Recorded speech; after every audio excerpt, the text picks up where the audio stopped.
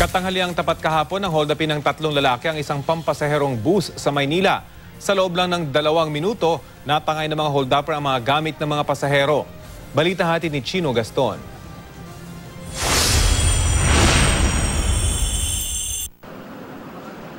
Di raw akalain ng driver na ang tatlong lalaking pumaras sa kanyang bus ay mga hold-upper pala.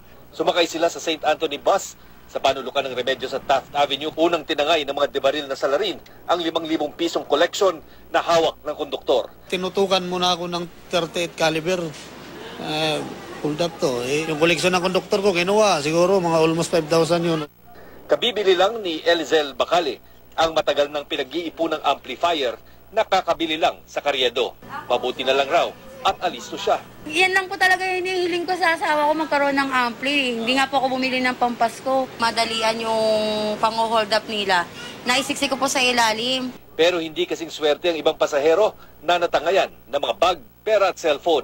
Pilit ko pong tinatago yung bag ko na may kasamang cellphone kasi puro pagawa lang yun, hindi yun sa akin. Wala na ako talagang magawa. Kinuha niya na yung sumigaw yung nasa harapan ng yung sa may pinto na sige, ihagis mo na yung granada.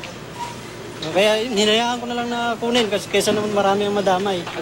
Ayon sa pulisya, ito na ang pangalawang beses na nagkaroon ng ganitong estilo ng nakawan sa lungsod. Itong isa, siya yung tututok ng baril dito sa driver and conductor. Yung isa naman siya yung mangunguha ng mga valuable items sa mga victim. Then immediately, mabilisan lang it took them mga 1 minute to 2 minutes, then baba din.